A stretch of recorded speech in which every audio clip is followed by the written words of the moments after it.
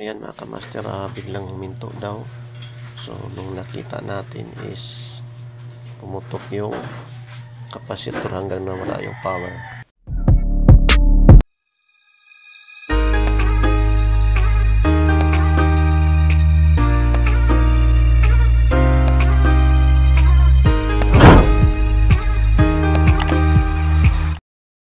Ayan, binuksan na natin mga master. Yan yung kadalasan sira, fuse at sa kapasitor. So sa pagbukas, dahan-dahan lang kasi maliit yung mga wire.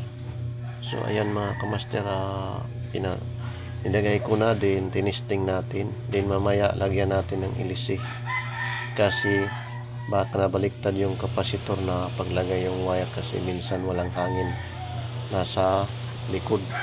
Kaya ayan, ilagay natin yung ilisi. So hanggang dito na yung video. Peace out.